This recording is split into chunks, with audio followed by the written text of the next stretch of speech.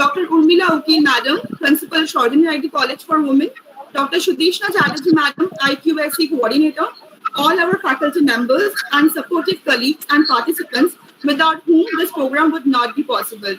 We are also honored to welcome our VC Sir, Professor Ashok Chaudhary, Honorable Vice Chancellor, West Bengal State University, Professor Dr. Abhirup Cholkar Sir, Renowned Economics, and Professor Dr. Indrani Raj Chaudhary Madam, Renowned Economics.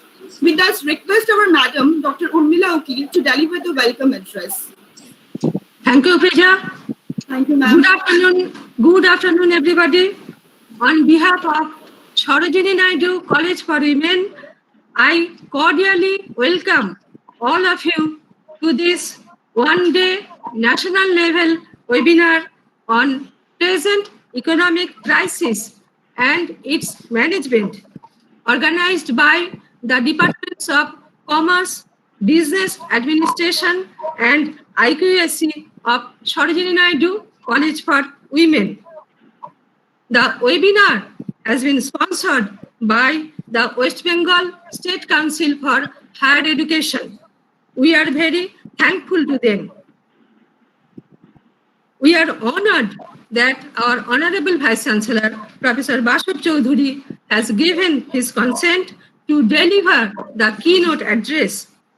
His speech is always a great source of inspiration for all of us, and on almost all endeavors of the college, we get his support. Thank you very much, sir. I express my deep gratitude to our esteemed speakers, Professor Abhirup Cholkar, Professor of Economics, Indian Statistical Institute, Kolkata, and Professor Indrani Raj Chaudhary of Center for the Study of Regional Development, School of Social Science, Jawaharlal Nehru University, for being with us today as resource persons. I happily welcome you to today's webinar.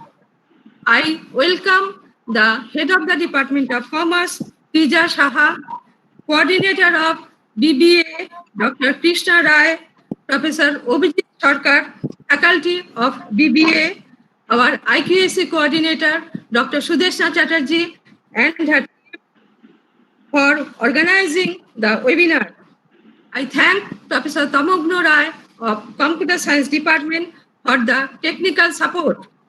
I thank all my colleagues and all the participants of today's webinar. The economic impact of the 2020 corona pandemic in India has been very troublesome. Systematic, full and partial lockdown have led to unprecedented fall in business and economic activities, which resulted in widespread unemployment, poverty, social background, including suicide, which we could not prevent. Major companies largely reduced their operations, manufacturing held back, even agriculture was delayed. Government of India tried to manage the situation through special economic packages and timely measures, but the scenario is still dismal. A survey reports that unless a substantive economic package is announced by the government, immediately we could see a permanent impairment of a large section of industry, which may lose the opportunity to come back to life again. The Indian business world is facing a deep impact of this pandemic situation. Sangeeta Reddy, President of FICCI, said that the COVID-19 pandemic could reverse the gains made in the industrial economy over many decades. She also expressed view that there is a need to render immediate and feasible support to industry to protect people, jobs, and enterprises. Industries are reeling under severe financial stress and are in urgent need to ample liquidity to ensure business continuity. All are hopeful that the government would introduce series of measures in quick succession to support demand and ensure business continuity. This would be a confidence booster. The other high position businessmen also expressed their views that there is a significant expectation from the government for a financial stimulus and for providing liquidity by way of tax refund, cheaper credit, so that the economy returns to normalcy faster. By the time we all have come to know that it would take long time to bring economy to its normal pace. Thus, the management of this situation is all the most crucial. We start today's webinar to discuss the management aspect of the pandemic situation. I do hope that our esteemed speakers will throw light to overcome the situation. And once again, I welcome all of you and I thank all for your participation today. Thank you again. Thank you so much for your welcome address and for your immense support. Now we request our Honorable VC Sir to present keynote address. Sir, please.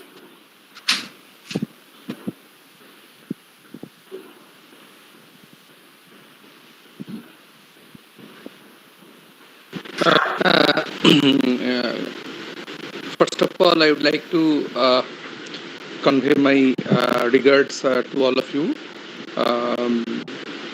This particular webinar is being arranged by the Sarojini Naidu College, one of the important affiliated colleges of the university.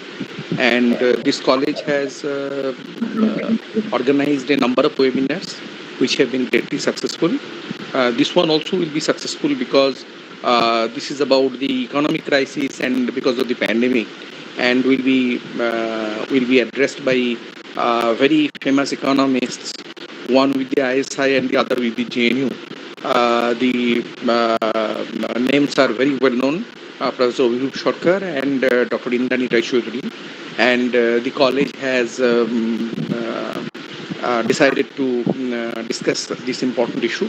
All of you know that this pandemic has been causing a lot of problem for the last so many months, and we are in a state of lockdown. Gradually, the unlock situation is taking place, and I must tell you that I am not familiar with these words lockdown and unlock. I was not familiar earlier. I became familiar very recently with this knowledge of pandemic. So all of you know the economic crisis. You know the jobs have been lost. People who are in manual jobs, menial jobs, ordinary jobs, they have lost their jobs. And the government has tried to reduce the infection as much as possible by breaking the human chain. But when you stop or try to stop the infection by breaking the human chain, other human activities are also getting affected or have been affected. And that is what is the reason behind this economic slowdown. People are not having jobs, people are not having food for regular consumption. People are selling their daughters. Even today, I was really shocked to know that people are a particular family has sold their daughter of 8 months because of the poverty, and it is something terrible to really think. So the reason of economic crisis and the ideas of economic crisis and the remedial measures that should be taken, all these will be discussed and deliberated by two very known persons, two very distinguished persons, Professor Sarkar and Professor Raj Chaudhary. And I wish that the webinar becomes successful. I thank the college authority and the IQAC and all others for inviting me to say a few words on this particular webinar.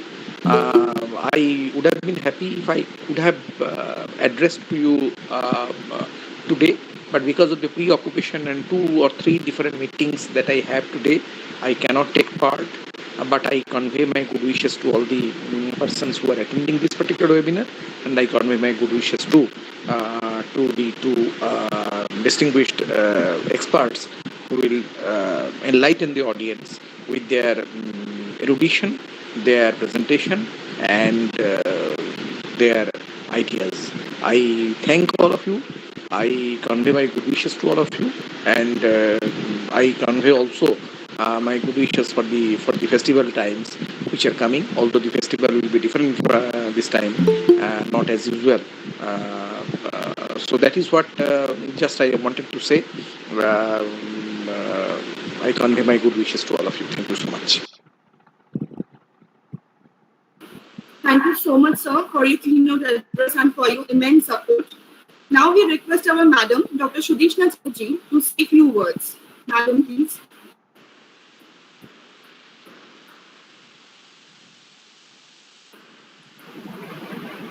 Thank you, Prija. Am I audible? Can you hear me? Yes, ma'am. Yes, ma'am. Okay. Yeah. Good afternoon, everyone. On behalf of the IQAC of this college, I welcome all of the participants of this webinar and our eminent resource persons, Dr. Abhirup Sarkar and Dr. Indrani Raj Chaudhary, whom I had some opportunity to hear 2 months back, and I was overwhelmed. And I am hoping that today's discussion will be again very inspiring. And as the resource persons, we all know they're very capable, and Dr. Sarkar has been consistently guiding us since the last few years about our economic situation, about the crisis, about the way out. Unfortunately, I think I'm afraid that very few people who are governing our country, they are hitting our economists.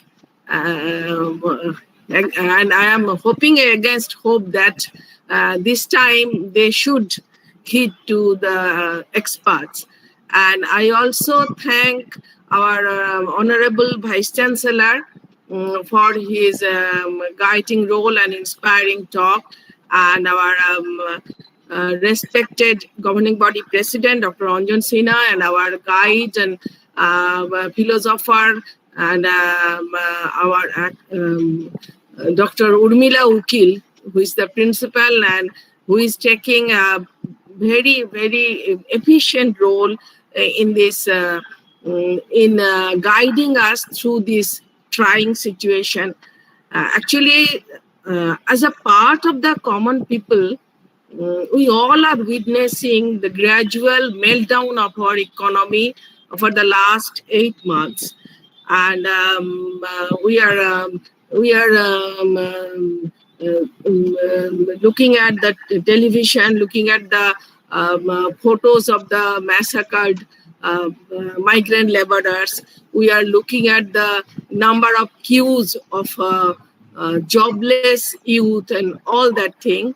I think maybe we could have some remedy of this crisis, and I hope that we'll have a very, very enlightening discussion today. And once again, I thank all our colleagues, all the participants, and our colleagues of BBA and Commerce, especially our Krishnadi, Dr. Krishna Rai, who is our leader, Prija, who is my colleague and my younger sister, and other colleagues also, and also Omogno, who is the part and parcel of every webinar and every technical activity of our college. And thank you all. Thank you so much, ma'am, for your words. Now I'm privileged to introduce Professor Dr. Abhirup Sarkar, sir. Sir doesn't require any introduction, but to follow the decorum, I'm honored to introduce him. Sir has obtained his bachelor degree in economics from Presidency College, Calcutta, and master's from the University of Calcutta. Sir did his PhD from the University of Rochester, USA, and has spent most of his academic career at the Indian Statistical Institute, Calcutta. Sir has also taught at various other places in India and abroad. The primary areas of his research interests are international trade and economic development. To add up, Sir is a chairman of West Bengal Infrastructure Development Finance Corporation Limited and vice chairman of West Bengal Industrial Development Corporation Limited, a member of Group of Advisory to the Union Finance Minister on G20 matters, a member of the West Bengal State Planning Board and the chairman of Expert Committee on Higher Education of West Bengal. Sir, we are honored to welcome you to deliver your presentation. Over to you, sir. Thank you very much. Let me see. Yes. Can you? Yeah, I think I'm unmuted. Thank you very much. Thank you very much indeed to invite me for inviting me to this webinar. I'm grateful to Sarojini Naidu College, to its principal and the academic staff. I will talk about the present crisis. I have been talking about the present crisis for a while. I won't claim that I understand fully what is going on, but I make an endeavor and I will share with you whatever little I have understood, whatever little in my way of understanding, whatever little I think is achievable in terms of resisting this crisis, fighting with this crisis. Indeed, the government has announced a number of packages, and we will also, among other things, we will talk about how suitable these packages are to fight the present crisis. But I will come to those as I go along. But first, let me start with the crisis itself. How bad is the crisis? Well, it's pretty bad. It's pretty bad. You can say that a crisis of this magnitude has never hit India before. Before the crisis,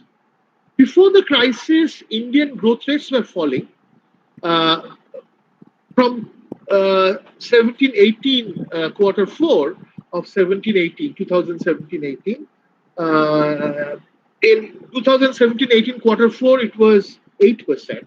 Growth rate was pretty high actually, and it continuously fell to 4.6% in quarter 4 of 1920. So we were already experiencing a regime of falling growth, diminished expectations, diminished employment output, and so on. But not in absolute terms, of course. The growth rate was falling. GDP was increasing, but it was increasing at a diminished rate. That was the problem.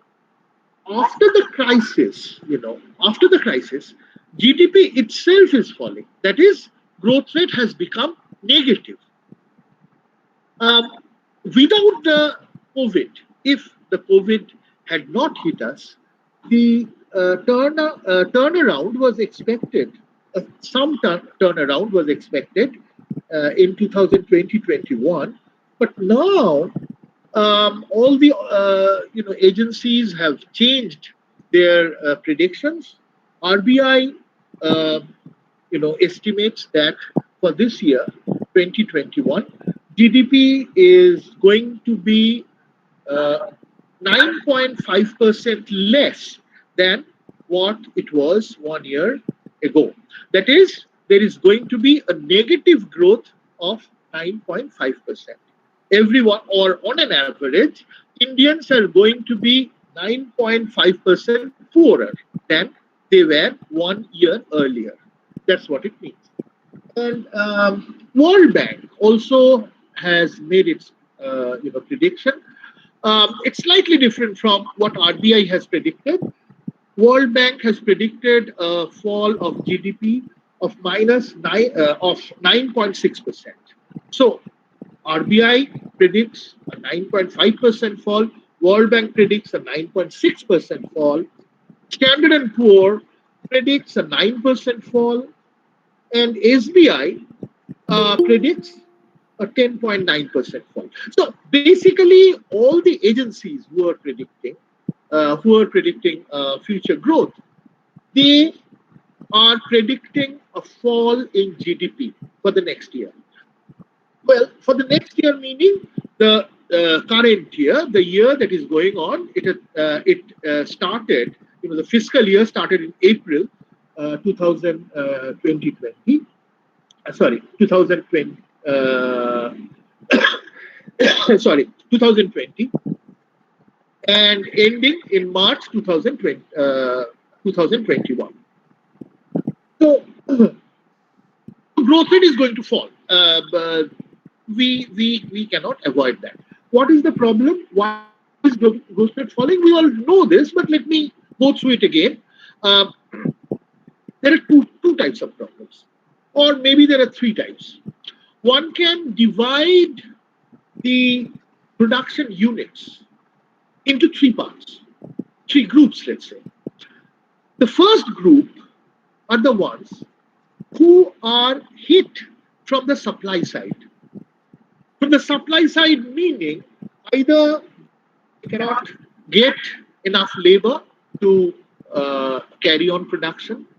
Workers cannot reach the factories on time. They don't have proper transport. They are scared of the pandemic. Whatever be the reason, there is a labor scarcity. Scarcity mostly of skilled labor. Similarly, raw materials could not be transported. Firms which needed raw materials to carry on production couldn't get the raw materials because transport system was in topsy-turvy. So, these were all supply side shocks. So the first group that I'm talking about are experiencing supply side shocks, either in terms of inputs, labor, raw materials, or in terms of supply chains, let's say. They have production, but they cannot bring them to the market because transportation is not available, the supply chains are not working. Okay, so all this is from the supply side. This is the first type. The second type, they are directly hit by demand. Hotels, tourism, or restaurants. These are prime examples where demand has shrinked remarkably. That is, people just do not want to go to restaurants. They don't want to take risks. People are not traveling.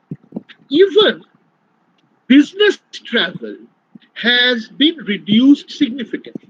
People are having meetings on the web, online meetings, and executives who used to travel all the time from one place to another,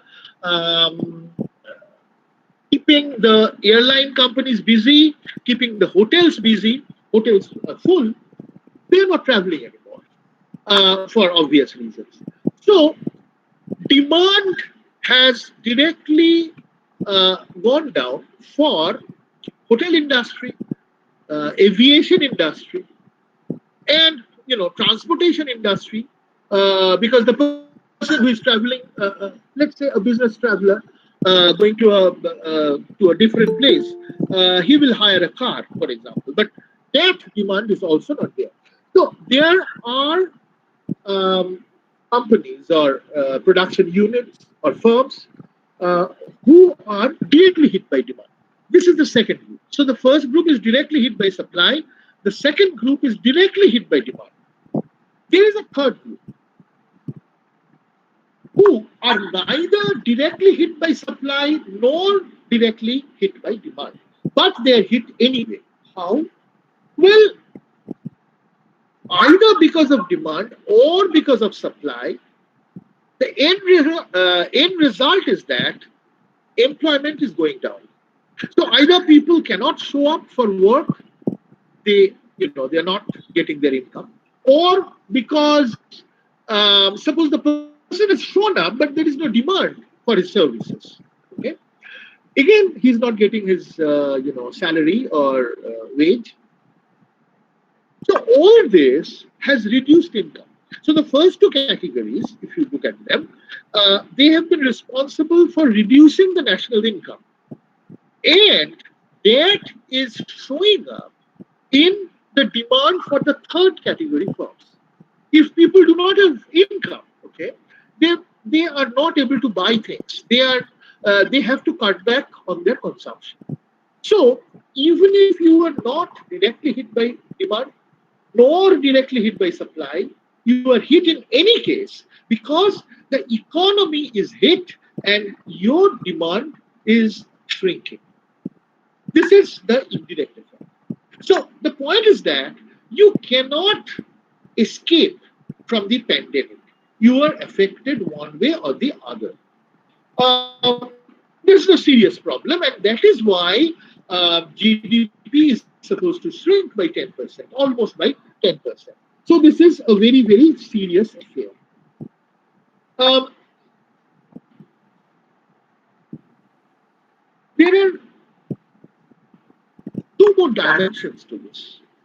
When we say that the economy is shrinking, okay, some of you may have read in the newspapers or watched in the media that the number of Indian billionaires that is increasing. During this crisis period, the number of Indian billionaires, that number has increased. On the other hand, the people who are really distressed, people who are, almost starving, at the brink of starvation, that number is also increasing. So if you put them together, what you get is the following. You get an increase in inequality, a tremendous rise in inequality.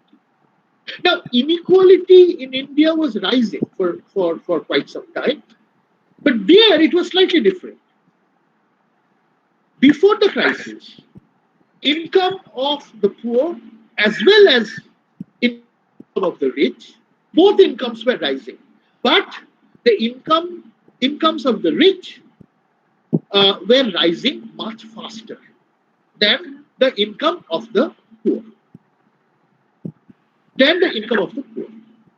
So inequality was rising. But at least one could say that the poor were not worse off in absolute terms.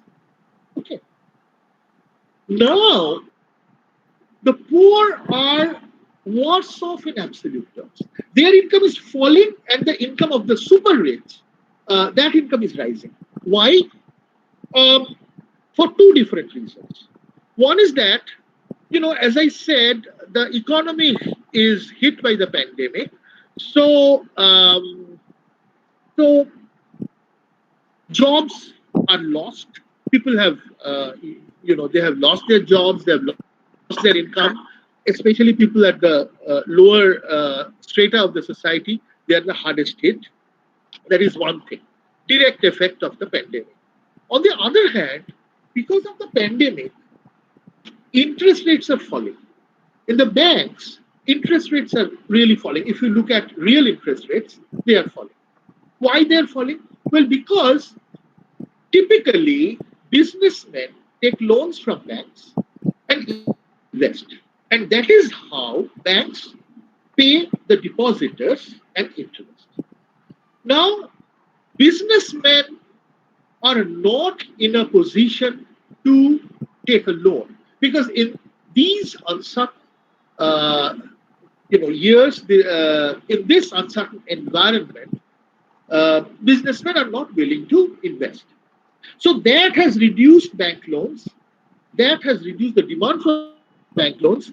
So how will the bank give interest on deposits? Okay, so they have been forced to reduce their interest rates. So interest rates have gone down. As a result, the middle class people like you and me, we have some savings. Where do we keep our money? Interests are going down every day. So some people are forced to put a part of their money in the stock market. They're forced to invest part of their money in the stock market. And when they're doing that, they're trying to buy shares of well-known companies. Now, when you buy shares of well-known companies, you're doing that in the secondary market. Well-known companies are not, issuing new shares every day. So you operate in the secondary market, and therefore, what happens is the price of shares price is going up. Okay?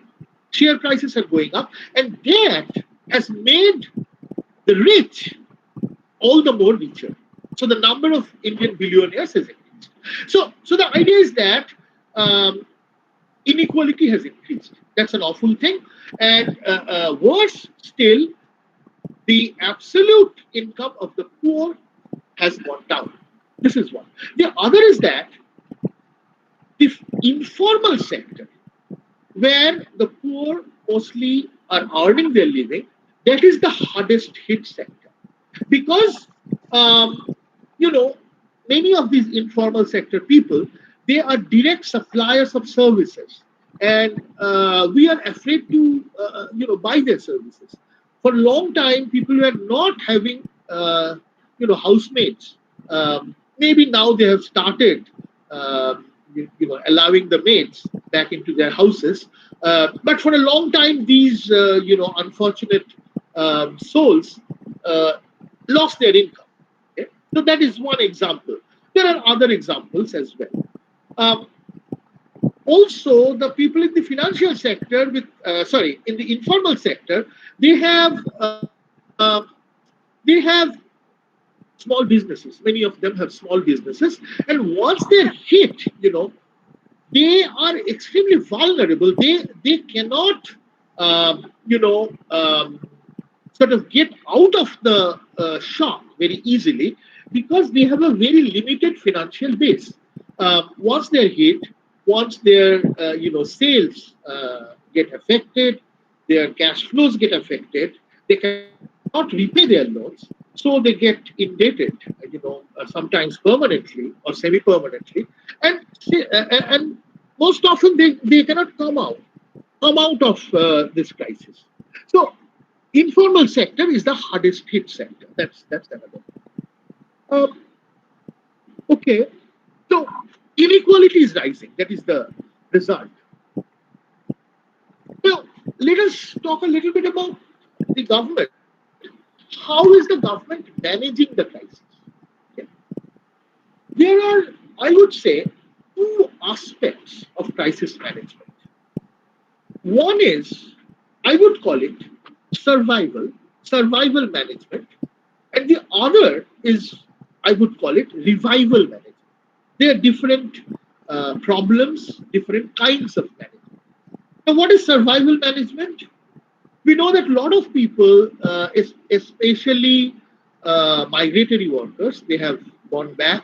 Many of them have gone back to their native regions, native states, and they're staying there, and they're out of income. They don't have income, so they need some kind of support to to run their families, to get to eat enough, and so on. So a support was needed for all these people for survival. Then there are other people who were working in the informal sector, like I said, like I was talking about the housemates, for example. They lost their income.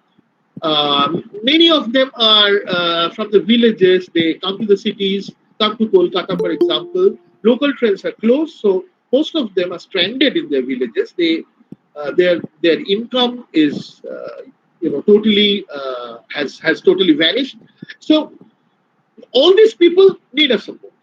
And what kind of support was given?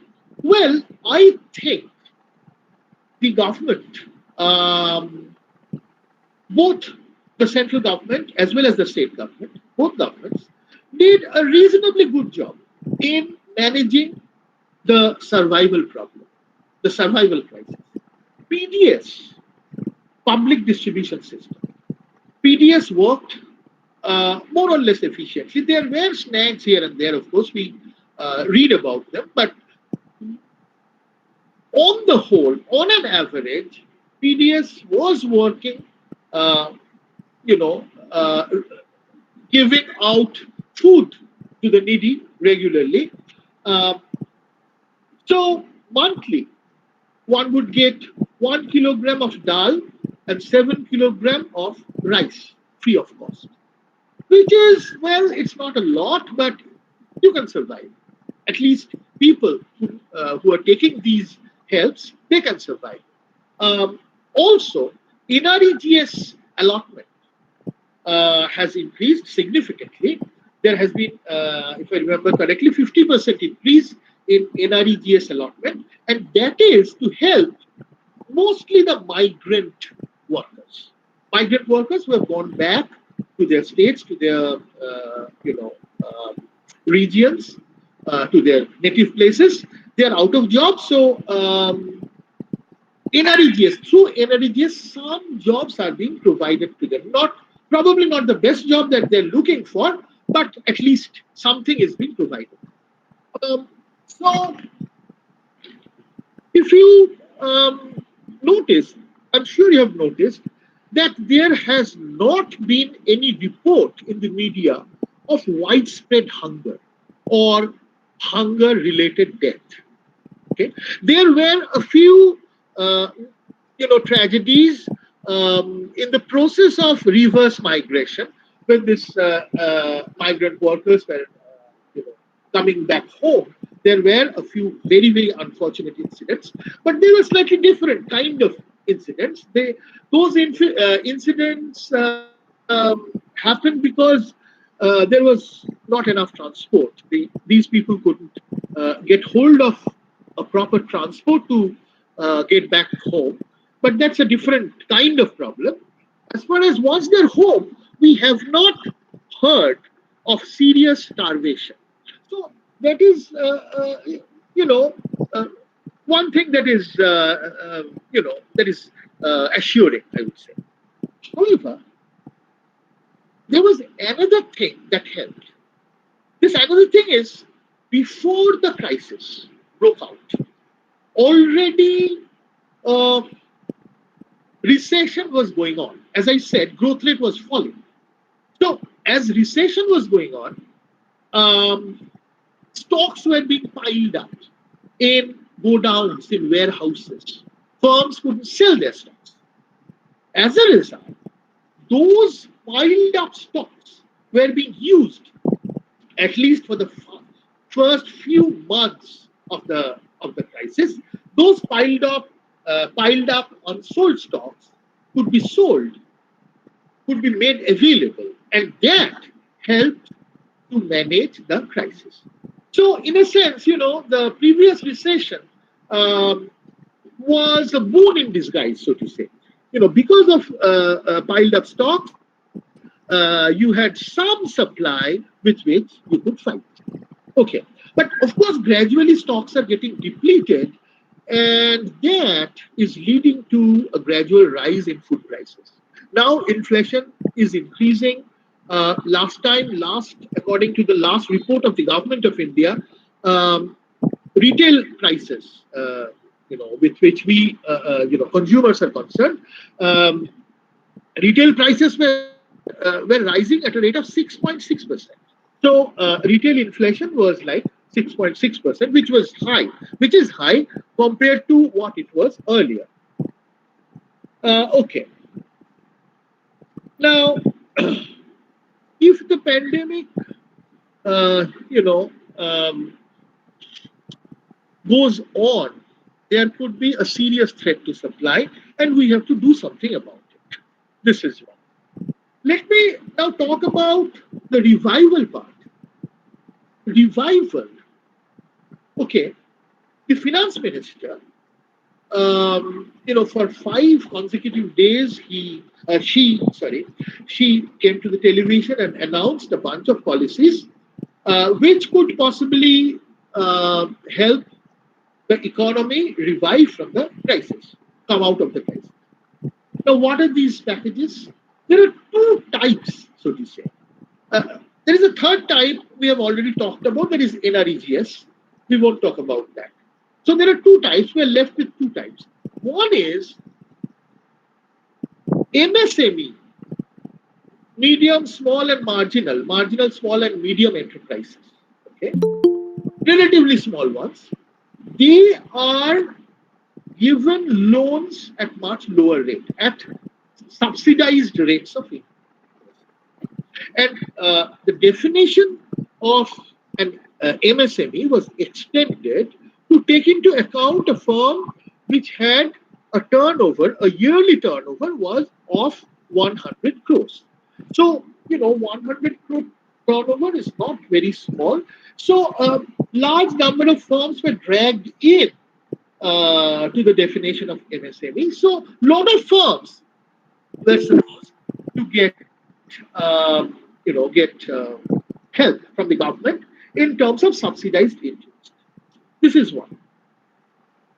And the other is basically fighting the crisis. Government needed money. And where will this money come from? The finance minister talked about selling of national assets, of coal mines, of airports, of other assets owned by the government, companies which are not running so well. The finance minister was talking about selling them. Okay, and with the money, she could fight the crisis. He was calling it reforms. I'm not sure if one could call it reforms, but let us not get into definitions. The crux of the matter was that she wanted to sell off some national assets. This was the second measure. So let us see whether these measures, to what extent they can help. Well, you see, in some situations, easier loans on easier terms will help. Certainly, it will help. Especially the moratorium that has been given to the borrowers. You don't have to pay back for 6 months, right? But after that, of course, you have to pay with interest. Now, whether you have to pay interest on your interest, that is something that is still, people are debating about that. But let us not go into that. So there was a moratorium given for 6 months. You didn't have to pay your loans, your installments, and then, of course, you have to pay back. But more important, the interest rate at which you can take a loan has come down.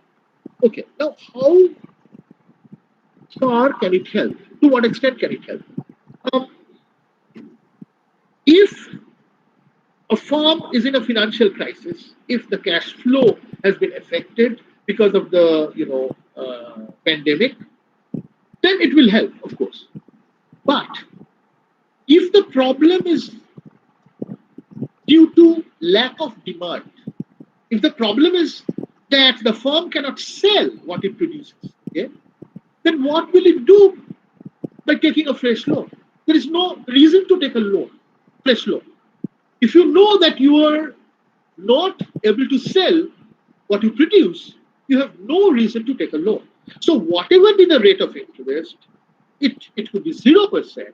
Even at 0%, you are not willing to take a loan because you know that you face a lack of demand, you cannot sell what you produce. So the government should recognize that partly it's a demand problem, it's not only a supply problem.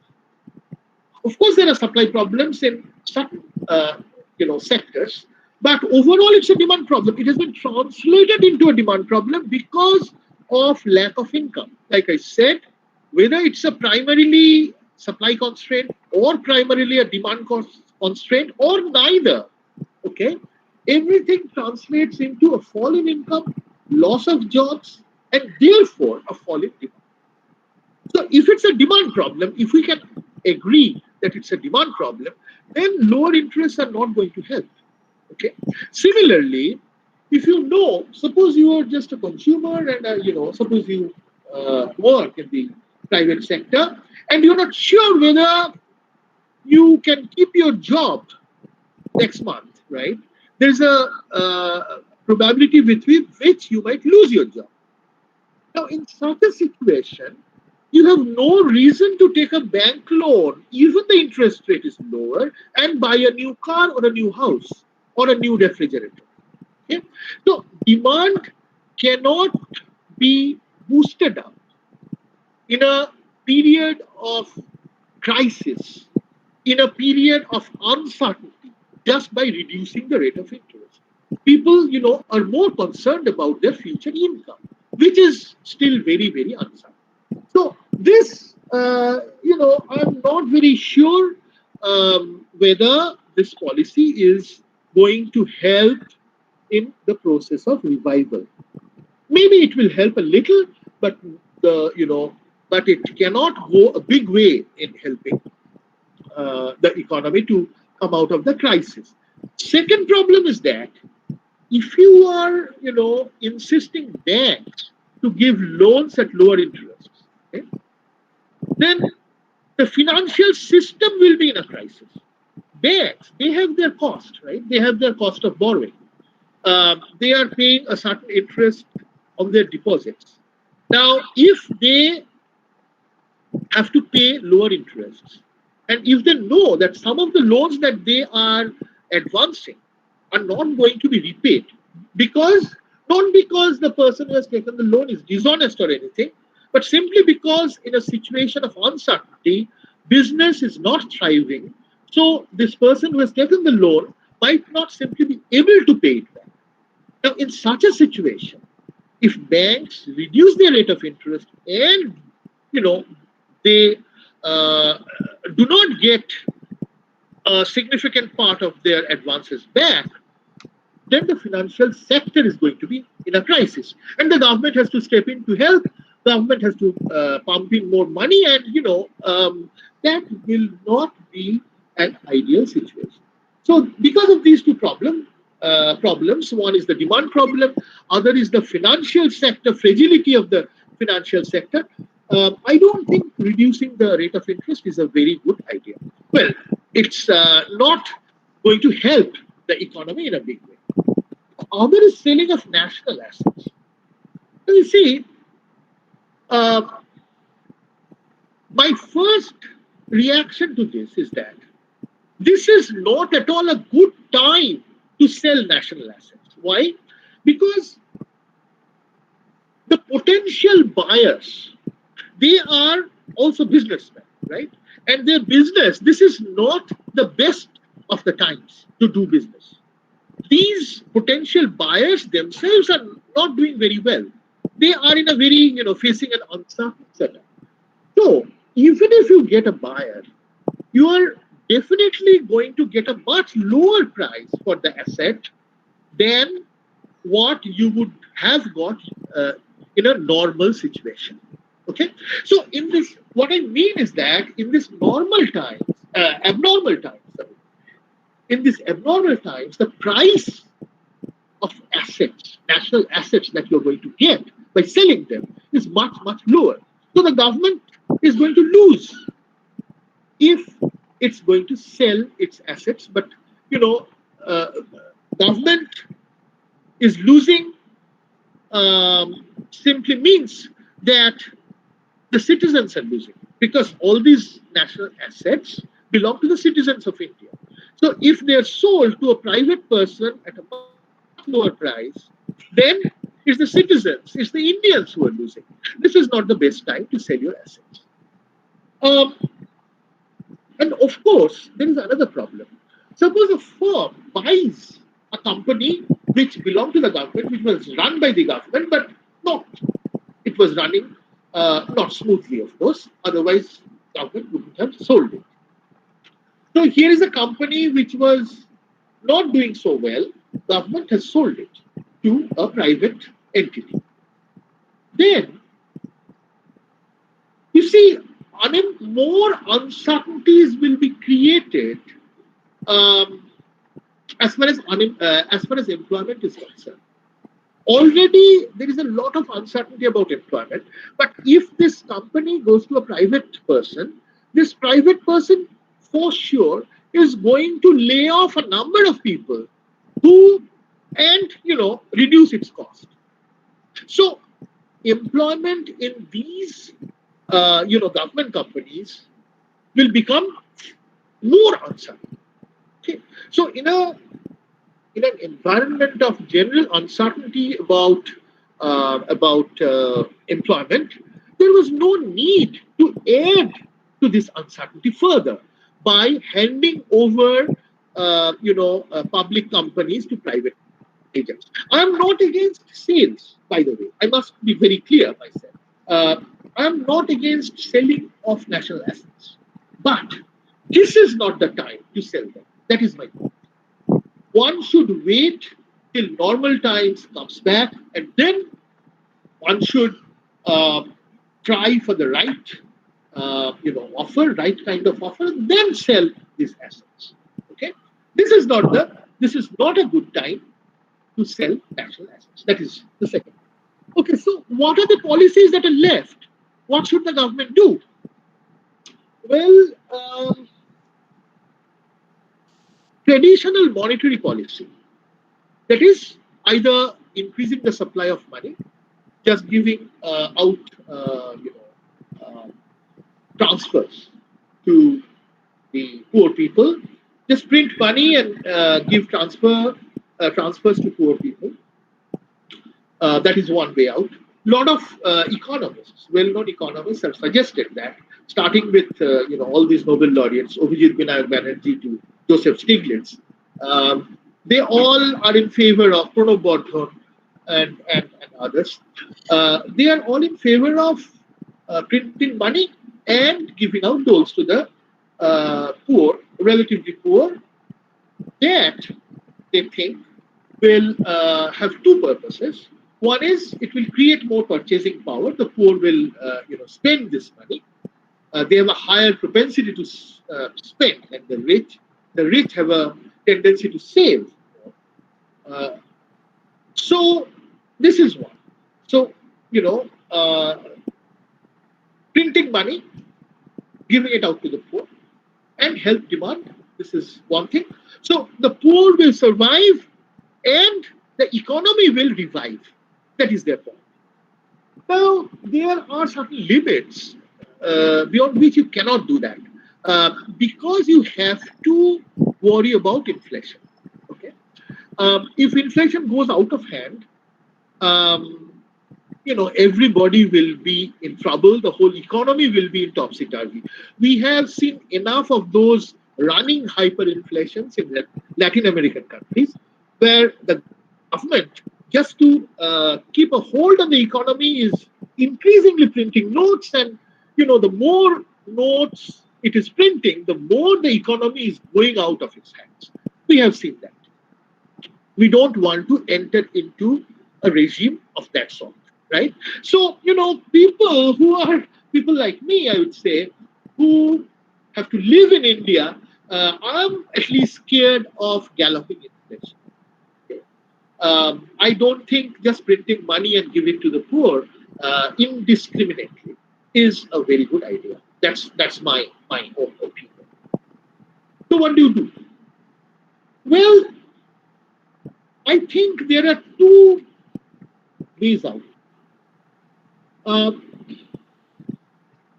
You can tax. You can increase your taxes. Taxes on whom? Taxes on the super rich.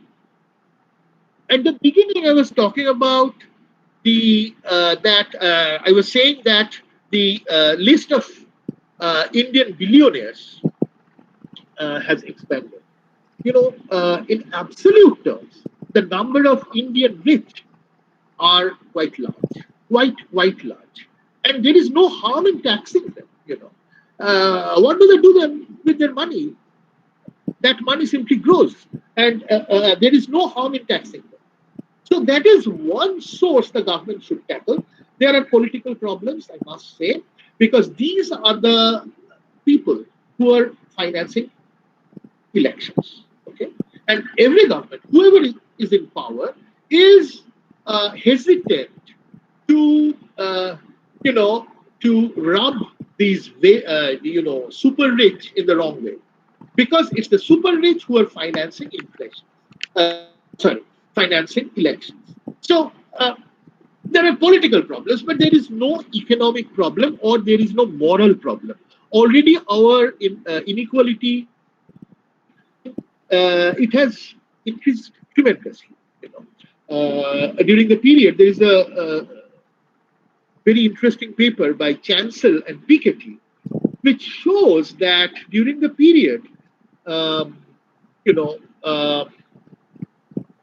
say 1980 to 2015, growth has been much higher, but inequality has also significantly increased. So inequality has no doubt increased, and the number of super rich has also increased. So you can tax them. That is one way out. The other is the center may increase its borrowing.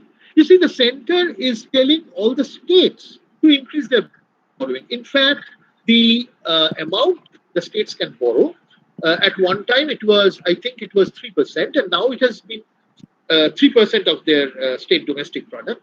Now it has been increased to 5%. So the center is encouraging the states to borrow. Okay. Also, the GST center is unable to pay the shortfalls of GST earnings. There was a promise on the part of the center to pay whatever shortfall is there, and now the center is, going back on its word. Center is not paying that. Instead, it's asking the states to increase their borrowing to meet this, shortage of funds. So, if the center can ask the states to increase their borrowing, why can't the center itself increase its borrowing? It can increase its borrowing, all right. And then by increasing its borrowing, I think rather than giving a direct toll to the direct rollout of money to the poor, it's better to increase infrastructural investment. We need infrastructure. That, on the one hand, that will create jobs directly, all this construction and all. And on the other hand, it will increase the productivity of the economy. It will induce private investment to come in. If productivity is higher, then private investors will come in and invest more. So on both counts, you tend to gain. I think the government can increase taxes and increase its borrowing, the traditional fiscal policy, so to say. I'm not, putting so much emphasis on monetary policy. In any case, it should not be, under the control of the government. It should be under the control of the Reserve Bank of India. They should be independent. But that's a different issue. Government should resort to traditional fiscal policy and try to come out of the present crisis. So thank you very much. I will stop there. Thank you very much. Thank you so much, sir, for the informative presentation. Open the floor for questions from the participants. If any participants have any questions, they can unmute themselves and they ask the question.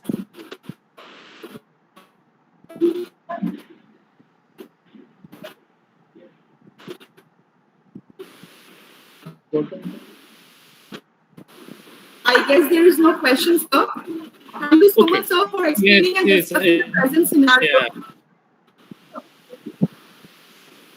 I believe that all the participants are highly encouraged by it. Yes, I would like. Thank you so much.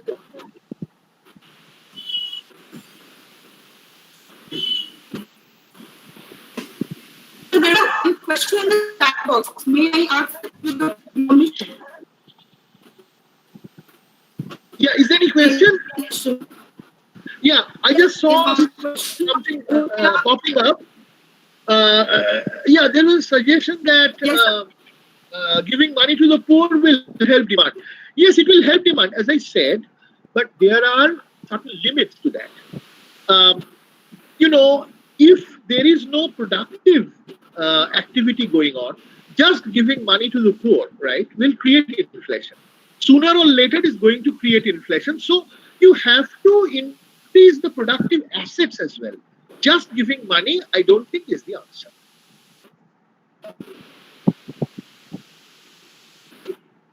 So, Okay, is the stimulus package enough to stabilize the economy? I think I've already discussed that. I don't think it's enough. I think there should be more taxes on the rich and more borrowing on the part of the central government.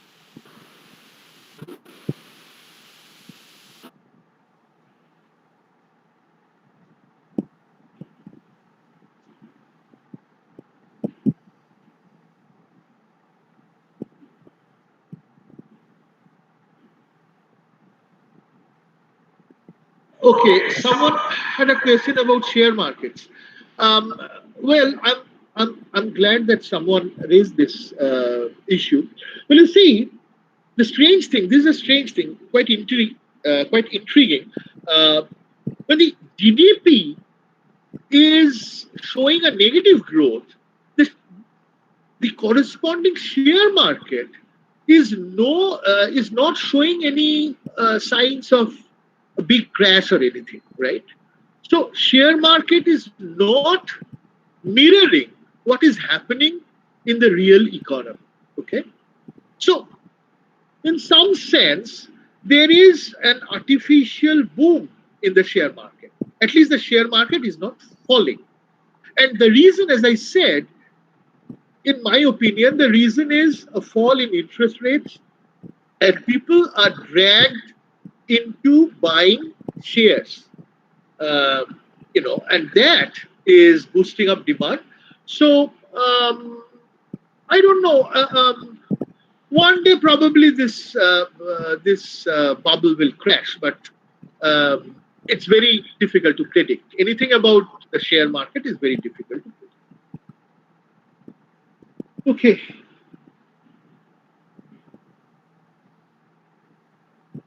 Okay, thank you. So Indrani will speak now, I think. Hello, Indrani.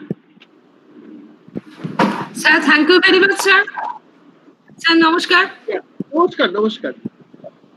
Thank you, sir. Nice to see you, Abhijita. Yeah, thank you. See you after a long time. যাওয়া হয়নি, দেখা হয়নি সেই জন্য। হ্যাঁ, অনেকদিন যাওয়া হয়নি। Okay. ঠিক আছে, okay.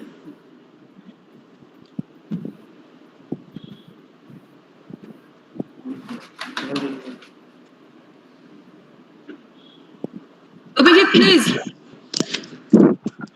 Yes, ma'am. Good evening, everyone. I am Avijit Shorkar, Department of BBA, Sarojini Naidu College for Women. Now I am introducing our renowned professor, Dr. Indrani Raj Chaudhary. Dr. Indrani Raj Chaudhary is currently an associate professor in the Department of Economics at the Center for the Study of Regional Development, School of Social Science, Jawaharlal Nehru University. Her areas of specialization are health economics, environmental economics, applied game theory, and quantitative economics, and earned her publication in various peer-reviewed national and international journals of reputation. Prior to her current position at JNU, her past institutional affiliations include Department of Economics, Jamia Millia Islamia at New Delhi, National Institute of Public Finance and Policy, New Delhi, Council for Social Development, also at New Delhi. She did her PhD in Environmental Economics from the Center for International Trade and Development, School of International Studies, Jawaharlal Nehru University, and MPhil in Economics from Jadavpur University. And she completed her MSc in Economics from Calcutta University. Now I am inviting our honorable speaker to give her presentation. Thank you so much. Thank you so much, Honorable Professor Bashop Chaudhary, Vice Chancellor of Sarojini College, respected Madam Dr. Urmila Ukil, IQAC Coordinator Dr. Sudeshna Chatterjee, Professor Virup Shorkar, other respected dignitaries, students. I'm really privileged to come and to participate in this webinar, and I'm really honored to share my thoughts in this platform with Professor Opirup Sarkar. So with this word, I would like to just start my presentation. So when I'm given the chance to talk after Professor Sarkar, my life is much more easier, because the kind of landscape, vast landscape of economic crisis which Professor Sarkar shared. After that, I have a very little is left for me to actually describe the crisis, the grave crisis which we are undergoing. So, and as I have already said, that given that my expertise in the health economics, I would like to focus more on the health economics aspect. But given that this is a pandemic which is having a huge cascading effect, so we are actually dwelling in the twin crisis. So the health crisis has actually aggravated the economic crisis, and the feedback mechanism is such that one is triggering the other.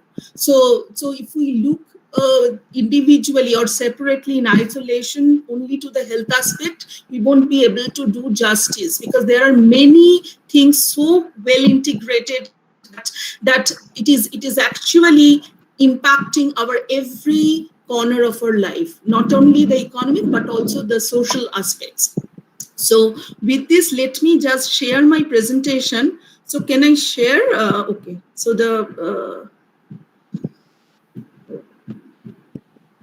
is it visible? Is it visible to everybody? Yes, ma'am. Just yes, ma'am. Okay. Okay, so I'll just like to present these slides where I'm like to show that where India is standing so far as the COVID-19 case loads. So we all know that it is very dreadfully infectious disease. So given that it is dreadfully infectious disease, it has a huge impact for the public health system because of the externalities, which I would like to just discuss in little detail. But given this scenario which we see, the map itself is saying that it is the case loads are pretty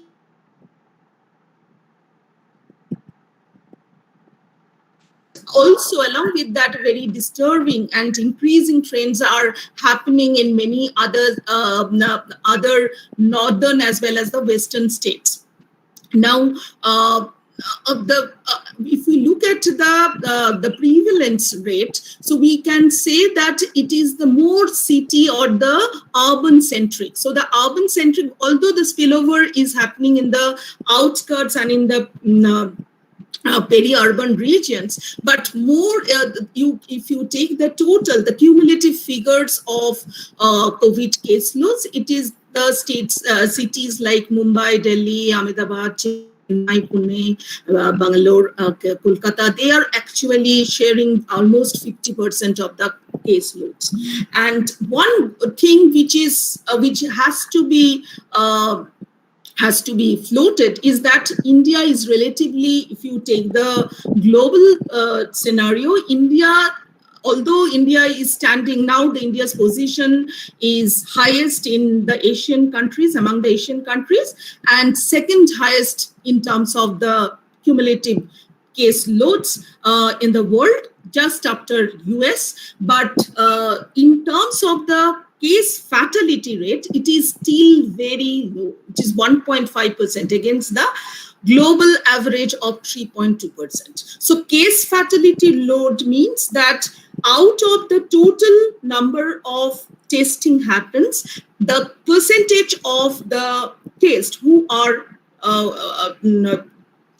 tested positive are actually the test case positive. So the case positivity loads being very low, which says that, I'm not saying the case fatality load, which is basically the number out of say 100 people getting tested positive, only 1.5% are actually facing death. So it is not that alarming. But what is alarming is the fear which actually made the policies and the states, the policy prescriptions very much stringent. So that is basically I would like to discuss in the subsequent slides. So these two graphs, Indian maps, are actually telling you, one is the case positive load, which tells you that per million how is the COVID positive cases, and this one is actually telling you the confirmed positive cases, which are according to the number of tests done. So one is in terms of the population, per million population, one is in terms of the number of tests which is done, right? So these two are little different, but both these two are to be addressed in order to understand the scenario, because this one is telling about that how in terms of the total populations India is faring state-wise, and obviously this is not very much reflective, because as we know that the skewed presence in the urban pocket, it's not the entire state. So whatever figure we are getting, our denominator is very heavy. And this one is also a little more problematic in a sense that India still, all the Indian states, if we look at the testing data, it is not uniform. So the many states are not doing satisfactorily. Sorry. So although the testing scenario, it is much improved as compared to the previous 3-4 months, but still if you look at the Indian international, if you compare with the international scenario, India is still far lagging behind. So the issues which I would like to flag therefore is that the rationale for lockdown. So the Professor Sarkar has already given you that very lucid way, the insights of that what kind of economic downturn India is facing. So the lockdown, which is one of the part of this mitigating strategy of the governments, including the state governments. So that actually was needed. Because it's a matter of the human life is concerned. And as you know that when initially the COVID-19 started spreading its wings, so it was more of a fear which actually triggered various policy prescriptions. And given that it is a matter of a human life, so it is the policy prescriptions worldwide, not India alone, was more dominated by the people from the immunology, people like virologists, eminent virologists, public health experts, physicians. So they said that some initial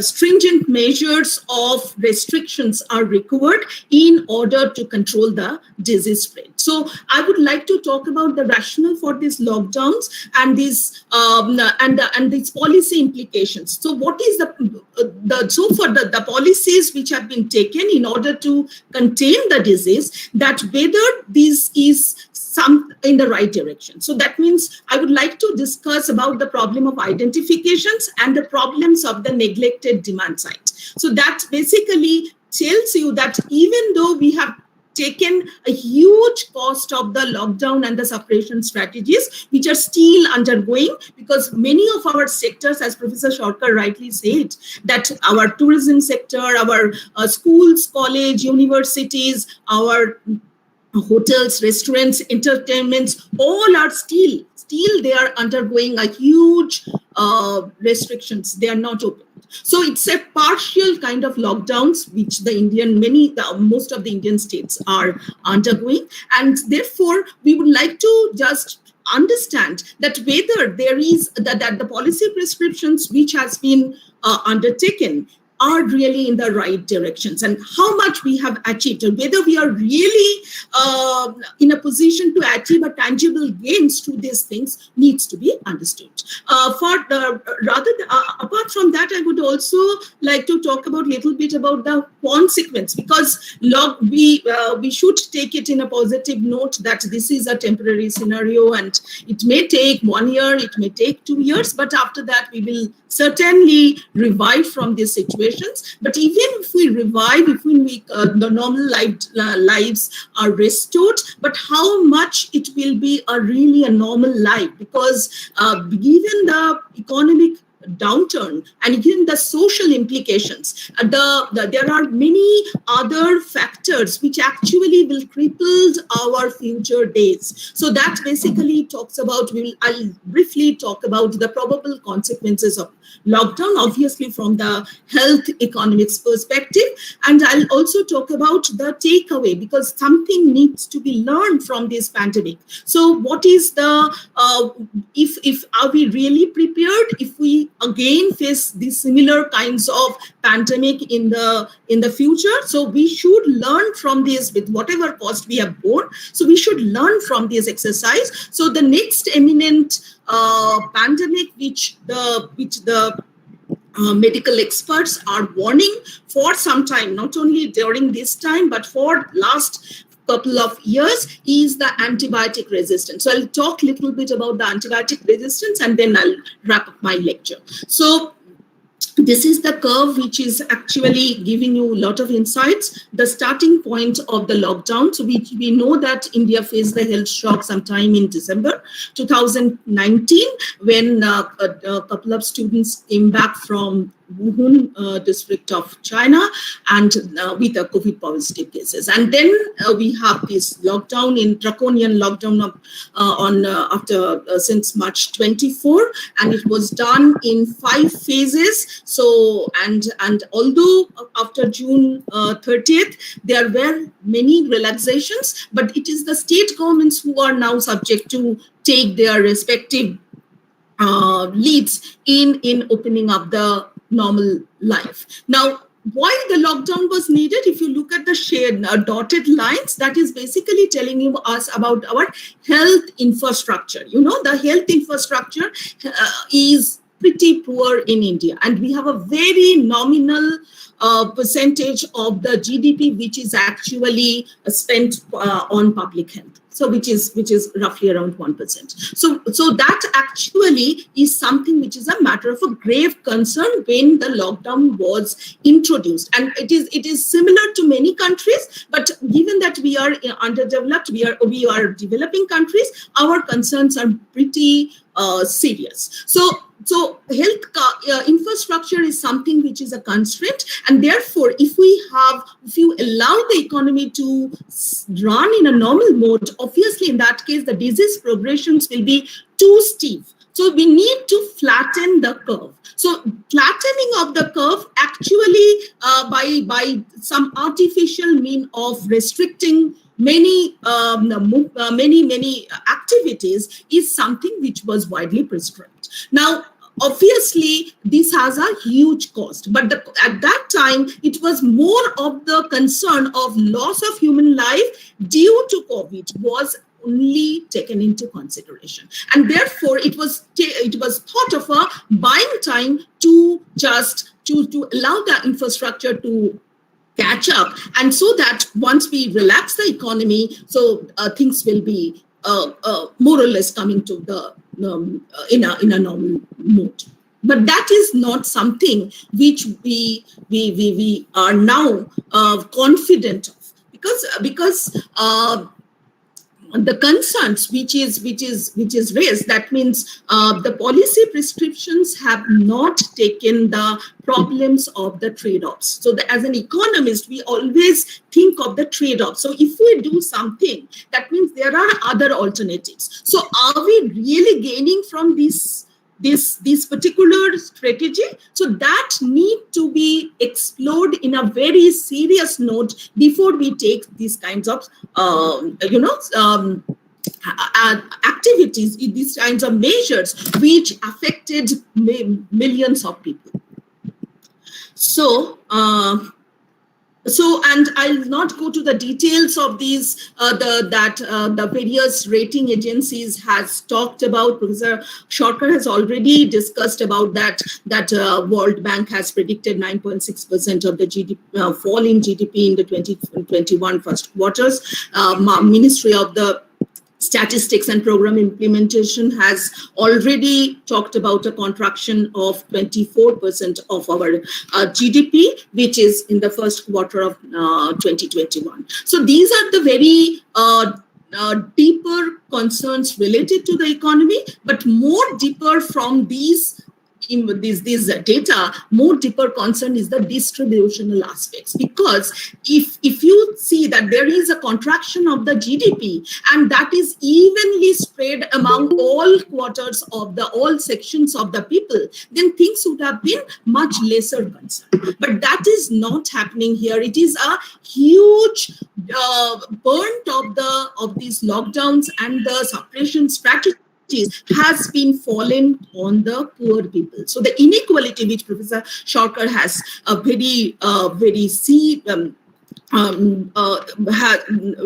have discussed in details is that we have people with billions of billionaires have been increasing, whereas the people who are poor, so that these abject poverties are also increasing. So the gap between the rich and the poor is widening in an unprecedented manner due to this lockdown. So what is going wrong? So the three things we need to understand. One is that the COVID-19, obviously it is an incredibly infectious disease. So it has a negative externality problem. Negative externality problems means that if somebody is affected by the disease, it has a social cost. So that why the social cost comes, it is not just the private cost, like if I'm infected, my productivity will be lost, my health will be shattered, and I can go to in a very my disease burden may be very serious and may embrace death. So that is one part, which is more of a private thing. But if I'm infected, then I have a tremendous potentiality to infect others. And that is basically something which is a social cost, right? And therefore, the public health, the role of the public health is very much important. So which actually raised a commendable state responsibility. And therefore, what we find that a series of policy measures which are coming, which are mostly in two broad pockets. One is the mitigation strategy, which is with the lockdown and now with a very restrictive movement, you can say that the sector-wise restrictions are imposed. The another is the mitigation strategy. So the one is the suppression strategy, another is the mitigations. Mitigation strategies mostly talk about that you have to be washing your hands, sanitize, you need to put mask, you have to go for the official quarantine if you test positive.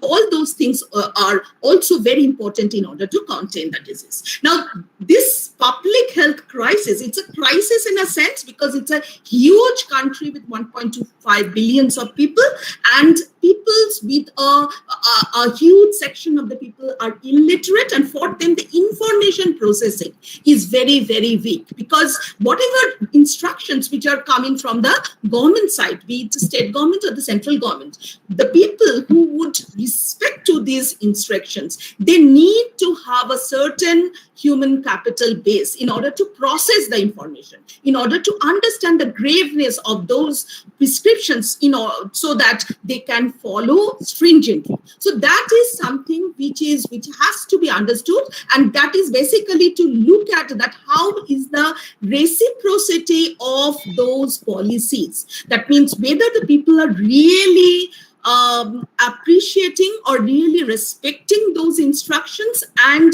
following it stringently, because if people fail to appreciate those measures, then in that case the entire public health measures will be ineffective. And whatever we have tried to rationalize that this is something which we gained, this much debt we have actually avoided because of the lockdown, will be entirely collapsed, right? So whether these policy prescriptions or this public health crisis actually rested tremendous state responsibilities, and therefore the state has taken many stringent measures. But these stringent measures, whether it has actually worked or not, that has to be understood. So I'll just briefly dwell on that factor, that phenomena.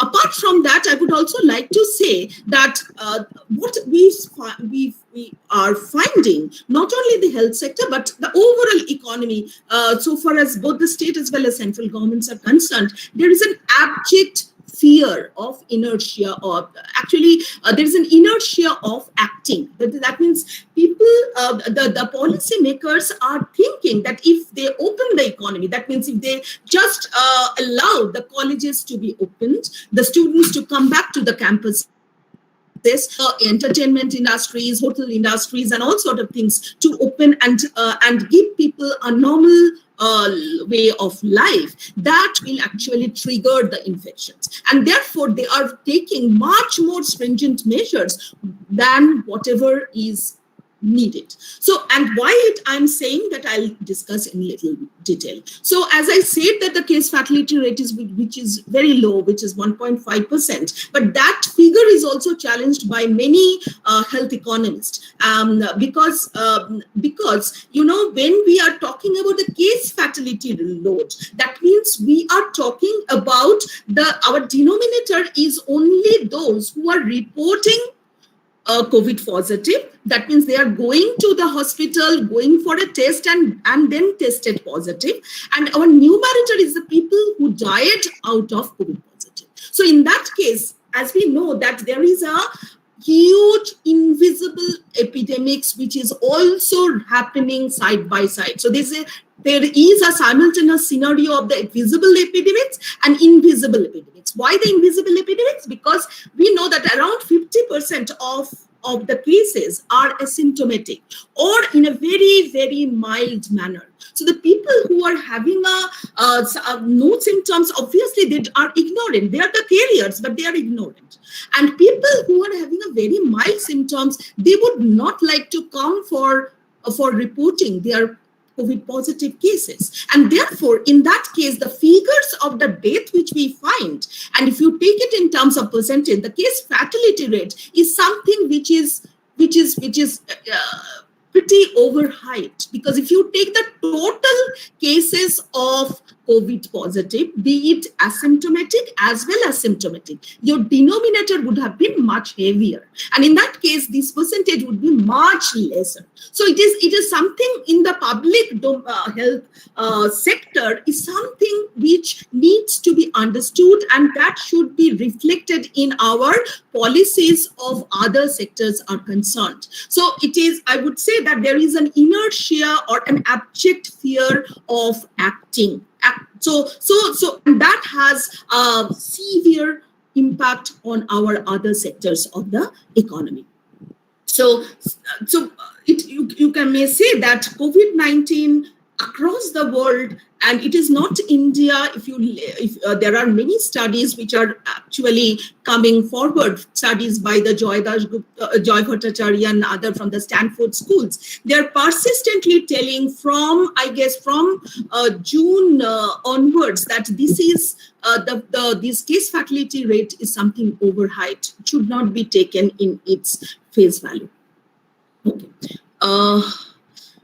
So what is going wrong? So we have to actually understand the trade-off, which is grossly neglected from in the policy levels. So that means, are we really dwelling in the utopian world where we are thinking that if we take the stringent suppression strategies, we are really able to eliminate these coronavirus infections? It is not, right? So we are not going to eradicate it by just taking these suppression strategies. So that means this abnormal state of life which we are dwelling, which has a severe impact on our various spheres of life. So schools, college, universities which are closed, this means that our learning outcomes are highly affected.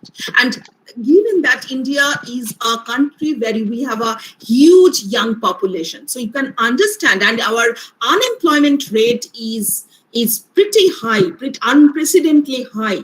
So in this scenario, we are just stopping these learning activities by restricting the students to attend the online classes, which is also a kind of a serious social divide as well as economic divide, because many of our students are not having the access to the computer, access to the networks. So that is something which is undergoing a serious kind of crisis. Apart from that, what are we really achieving something?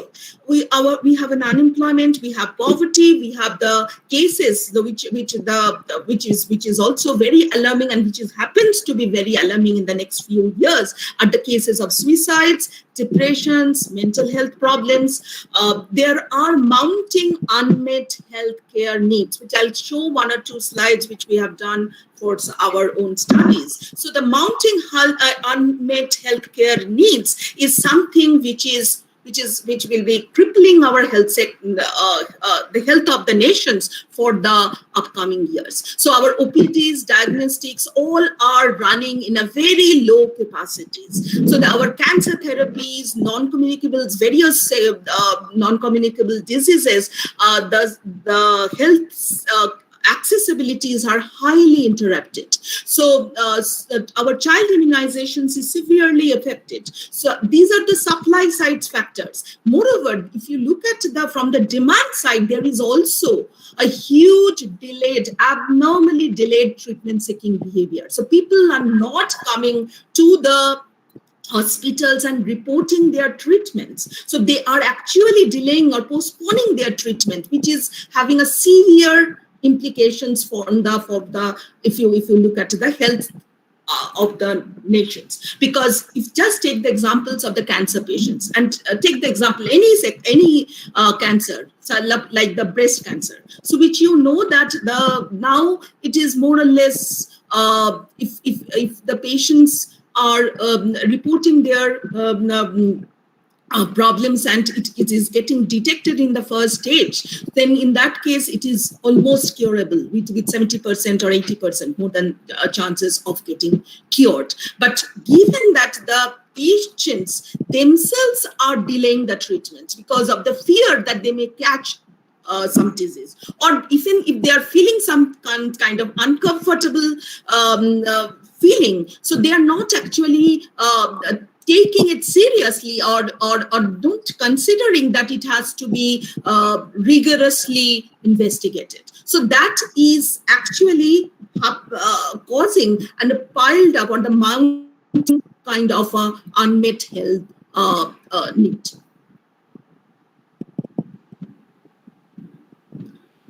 So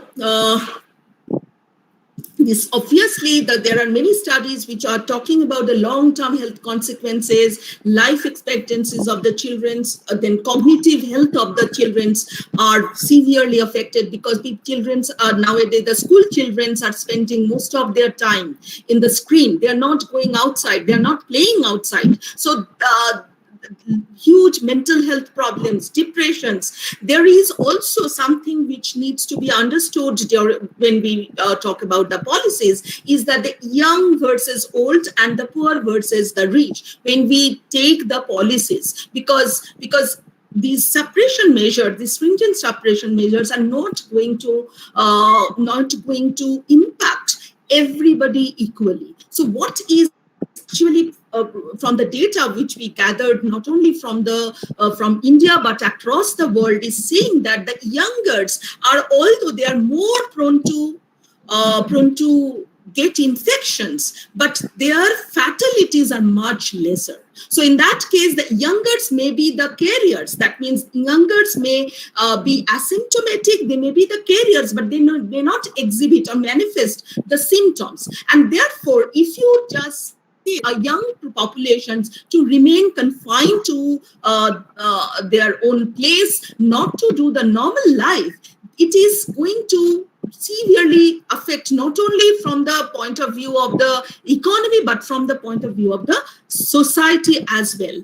And that means these young people, they have lost, they actually can't work, and therefore, especially from the poorer quintiles, they will lose their wage if you ask them not to go out. And on the other hand, it is the rich versus poor. Why? Because richer people like us who are in the middle income categories, who are still affording, because we have a government job, so our jobs are, our payrolls are protected, and therefore we don't have to be bothered about losing job, and we can manage to work from home. But this is not for everybody. So in that case, you have to, when the policies has to be taken, it has to be taken whether there is a right incentives for the people to really observe these stringent measures. And if it is not, that means people are not having the incentive to abide by those measures. In that case, the public policies need to address and incentivize them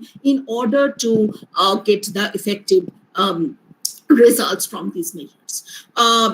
So, and moreover, these children are the literature is saying, the data is saying that the children are the least affected. So there is no need to just stop their schoolings and just put them in the cubicle and not having any entertainment, any social life. So that is basically, it's not only putting a cost on the children in terms of their cognitive health, but also putting a huge pressure on the parents, because many of the parents who are supposed to go out because for their own livelihood, they cannot, they have to now be present in order to just give company to the children, because children were all in a alternative scenario. Children were supposed to spend the time in the school, and therefore this is the time where the parents used to work. So all these dynamics are very complicated, and it is affecting.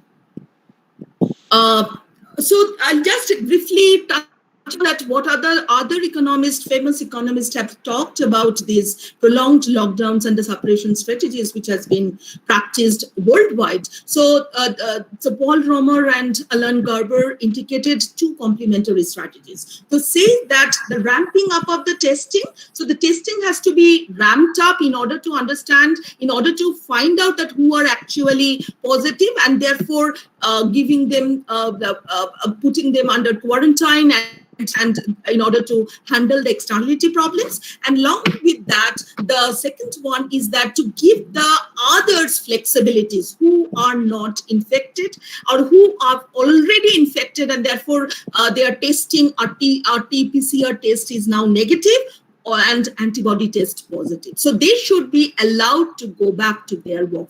Debraj Roy and Subramaniam also sounded the similar concerns, and they also said that the suppression strategy should be undertaken with in a self-selective manner. So that means they should be that the younger population should be given the flexibility to go back to their work, because they are having a lower mortality risk.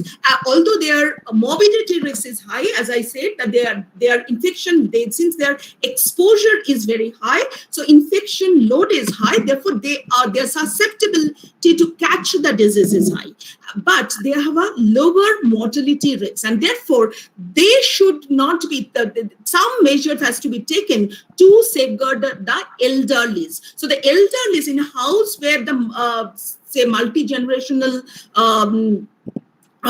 compositions are there in the households, some measures, some facilitating measures the government should take in order to protect the elderlies or the populations who are with the comorbidities, so that the younger populations can go back to the work and add to the productivity of the country. So Hammermesh also, they have actually estimated the net gains from lifting the lockdown. So the lockdown is something which restricted our economic activity. So the alternative scenario that so obviously it has certain health benefit, and that is why it was rationalized. But now the questions is being asked that if the lockdown is lifted, so obviously in that case there will be some explosion of infectivity. But at that, but in that case, does it mean that our cost of the lockdown is actually exceeding or falling short of the benefit of the lockdown? That exercise, the cost benefit exercise, is something which should compel the policies rather than taking a very, because people, we are only talking about something which is visible. So we know that these many populations are dying due to COVID, but there are many people who are dying because they are not getting the treatment, and that is very much scattered. And given that they are scattered, it is not, from the policy perspective, it is not something which has drawn attention. So, but if we really do some exercise with the what are in the cost side and what are in the benefit side, in that case, it will be. This is something which would be more surprising, that the cost will be more than the benefit.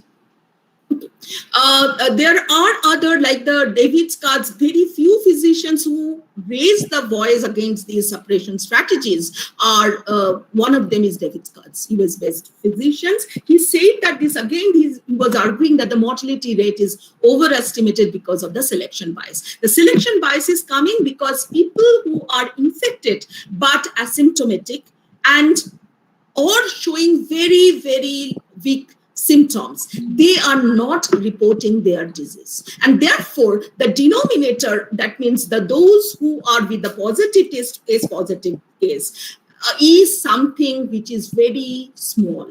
And that is actually leading to the mortality figures which we are finding in the public domain. The data which is available in the public domain is not giving the true picture of the disease progression. So in that case, the policies are also more biased towards whatever is visible, but not taking into account the invisible sides of these mitigation strategies. Joy Bhattacharya and others in his Stanford colleague also concluded that the infection rate is much higher than the recorded confirmed cases, and they have done some studies for some counties and have shown that the infections is actually widespread. It is spread much higher alarming rate than whatever is perceived. Okay.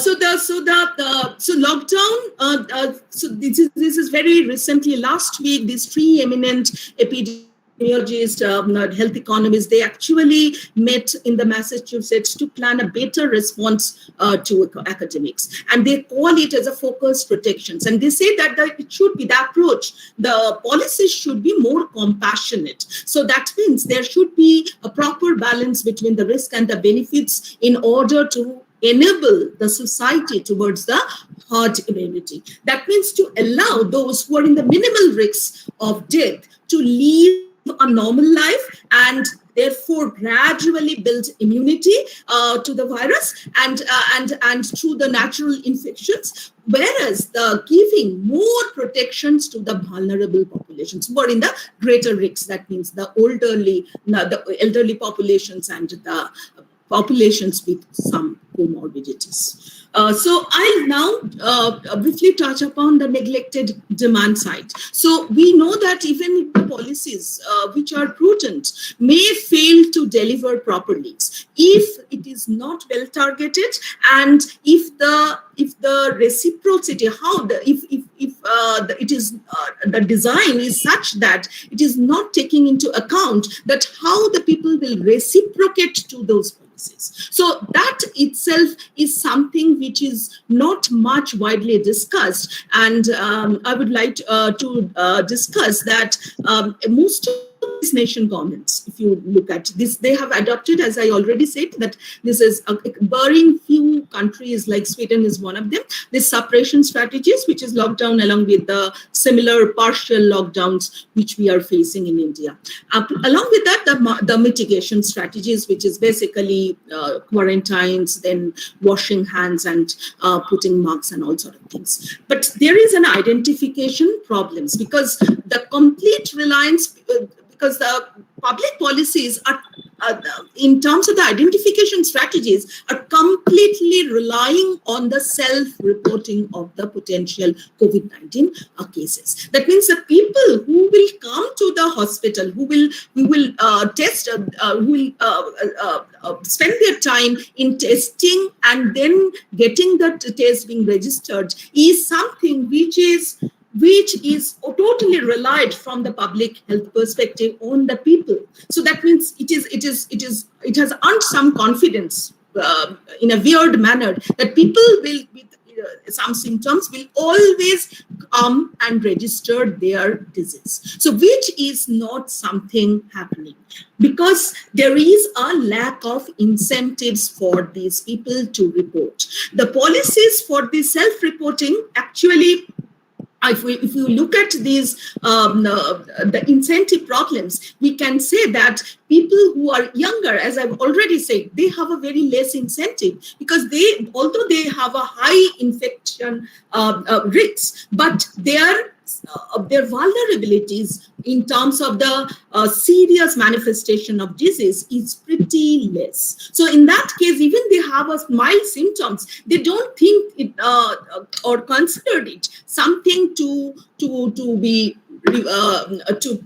reported because the opportunity cost of reporting is pretty high for them. Because in many cases, the waiting times and then getting other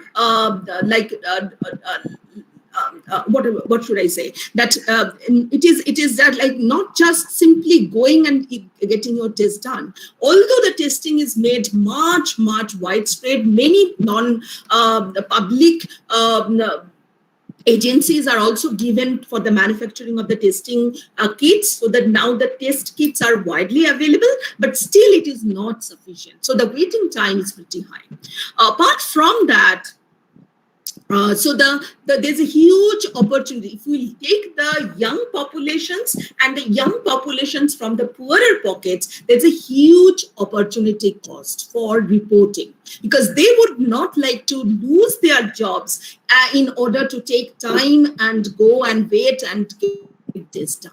And even if they test positive, in that case, the cost is pretty high. The risk is very high because they will be asked to go for the quarantine for 2 weeks. And that is actually losing the wage for 14 days. There is a huge, what should I say? There is stigma or the fear of adverse reactions from the neighbors as well. So all these things have actually compel people to underreport. Okay, and that is more from the poorer sections because they don't have the incentives. There are very few countries who have actually addressed these incentive problems. Singapore is one of them. Singapore has actually devised a strategy that if somebody comes and go for a test and test positive, and then the quarantine periods will be to a certain extent financially compensated.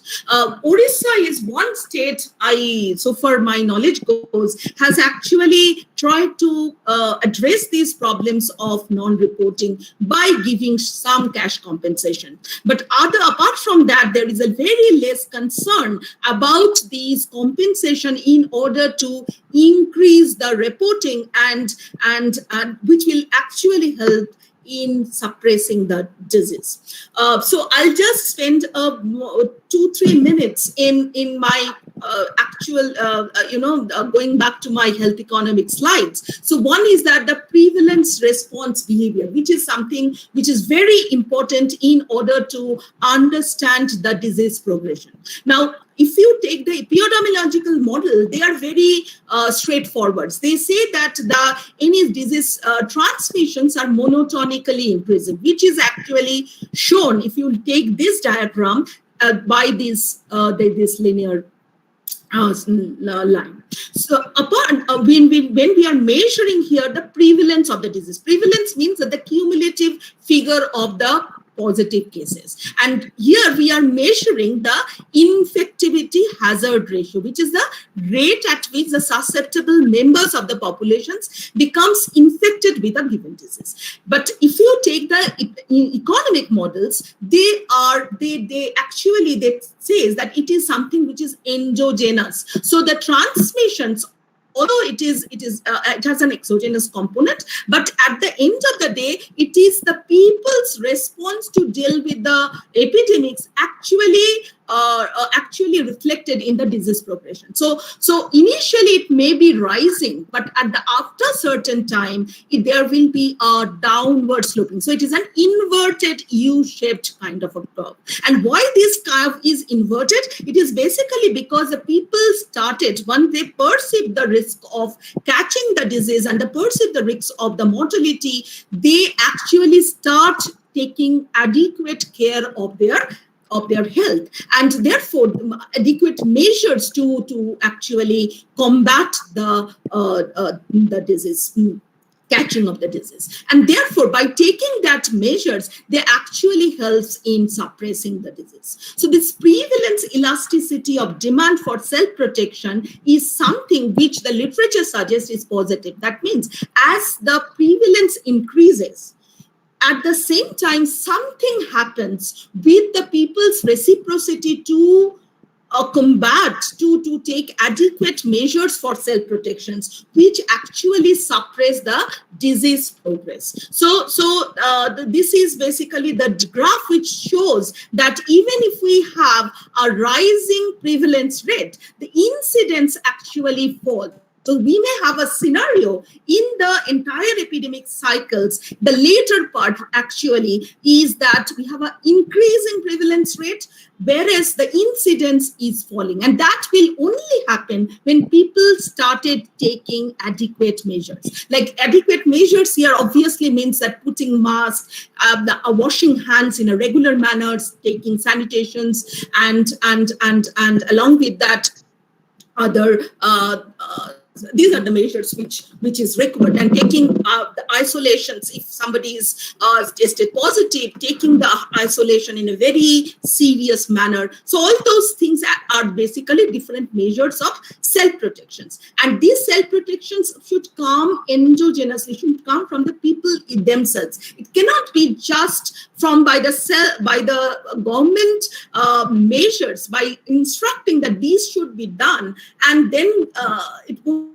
happen in the next bright summer morning. So it has to work from both the sides. That means there should be policy measures, but the policy measures should be accompanied by reciprocity. But that thing is actually missing. The policy measures, if you look at most of the state governments as well as central governments, they are not taking the demand side that much seriously. Otherwise, you will see that all the roads there are, if you look at the roads, especially in Calcutta, in Bengal, now the festive seasons are coming, people are flocking around in the markets, they are going without masks, they are, even though they know all these, they are all those things that you should not be assembling in the crowded place, and many other things which are all in the public domains, and they are every day they are noticing, but they are not doing that. And why they are not doing that? It is basically because they are not perceiving the threat for catching the disease. So it is the perception is something which has to be influenced by giving the right kind of incentives. Okay, so I'll not just go to these details of this. This is basically, there are literatures which talks about that people actually, if you take the studies by studies which has been taken HIV disease progressions, it says that this prevalence elasticity of self-protections is actually positives, and people actually take adequate measures in order to control in order to combat HIV. And therefore, the 80s, when you found that the epidemics was in full swing, actually got suppressed and contained in the 90s and onwards. So I'll just not I'll just say that a few words that which I guess I've done.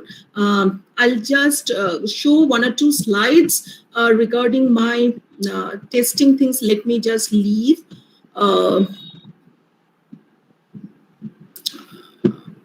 This is one. So this is basically from the NSS 75th round 2017-18 figures, which shows that income, these are the income quartiles. And this is basically, we are trying to see the unmet healthcare needs. So this is, mind it, this is the pre-lockdown scenario. So India with a very poor health infrastructure and very high health burden is already crumbled with the unmet health need. And if you look at these rural urban divides, so especially for the poorer sections, so that is in the rural region, the accessibilities both from the demand as well as from the supply sides, the health seeking behavior is pretty problematic, because so this is basically saying that the NSS actually asks the respondents that do you have any health problems in the last 15 days of recall period. If they say yes, then they ask some other questions. One of them is that have you been treated by some medical practitioners, and when they said yes, they may say no as well. So it is found that this unmet health need, that means the people who are registering, who are admitting they're having certain health problem on a obviously on a self-reported manner, but they haven't taken any health care services from the medical professionals. So in that case, there is a gap between which we call that the unmet healthcare need. That is, if you look at these poorer pockets, it is 14 and around 50% of the poor in the rural region. They don't report, they have the health problems, they don't get the treatment, okay? It may be both from the supply as well as from the demand side. So these problems, which was already there, will be magnified to several folds when we in the post-COVID scenario and in the ongoing scenarios. The people are not seeking treatment. They're delaying their treatment in the demand side, and in the supply side, there is also a huge crunch in the service because our OPDs are not working properly, our diagnostics are not working properly, the public health services, our hospitals are overburdened with in handling the COVID cases, and therefore all other health problems are given very less priority. So that is actually having a severe impact not only from the health burden, the disease burden of the country, but also as a severe implications for the economy as a whole. I would not, given the time is actually spent, this is basically the catastrophic health expenditure which we have calculated for the at the non expenditure. So which we have seen that given that the 70% of the total healthcare spending is grossly financed from the out-of-pocket expenditure, and 75% of the India's disease are actually treated in the private sectors. So you can imagine that the immense burden of the health expenditure, which is borne by the people and mostly by the poorer sections. So we have estimated it at the 10%, 25%, and the 40% level of non-food expenditure, which is actually defined as a catastrophic health expenditure, and which is also mounting in case of the India. So it's a matter of a great concern that people are having, they have lost their livelihood, they're having a very less income in their hand to just survive, to just get their sustenance. Therefore, they have a very less money in their hand for doing, for facing any health shocks in the household. So therefore, these catastrophic health expenditure, these figures in the next few years will be again something which is a matter of a great concern. I would not, there's so much concern about the health expenditure infrastructures. I would like to just quickly not covering here. So, but I'll just like to say the mortality and the morbidity burden. So you look at these two diagrams. This one is talking about the morbidity burden, and this one is actually the percentage distribution of the mortality. And you see that it is the different kinds of communicable disease. And you see that a communicable disease, that slides actually show you that India is a country where we are, although there is a transition of towards the non-communicable disease, but communicable disease is still in a very high, the incidence is still in a very high rate. So non-communicable disease, why I would like to share this thing is that if you look at non-communicable disease pretty high in India, and if you look at the different heads of the non-communicable disease, you will find both for the morbidity as well as for the mortality, you'll find that many of these diseases can be dealt with the antibiotics. And now I'll talk about the situation of the antibiotic resistance, which is something of a severe threat in the, and it is being said that is the next pandemic which will be happening in the future. So antibiotic resistance, we all know it's something that it's something which is threatening in a sense that our ability to treat the common infectious disease. By taking a few antibiotics, we can actually prescribe doses of antibiotics. We can actually control the disease progression. But given that the antibiotics are started getting resistance, therefore they are not working properly. Right? So what is happening is that many of the diseases like the pneumonia, tuberculosis, blood poisonings, and another foodborne diseases, diarrheas, these kinds of diseases are becoming very difficult, very complicated to be treated because the antibiotics are not working properly. Okay, and they are getting less and less effective, and that means it is not only the treatment is complicated, but also in terms of health expenditure, it is getting to be very high. So most of the country, especially this shock is going to affect the developing countries, and India obviously is one of them. And that why it is happening, why it is a kind of a severe threat for India, because antibiotics, the developing countries are with the poor institutions, laxer regulations, and therefore these antibiotics are easily available.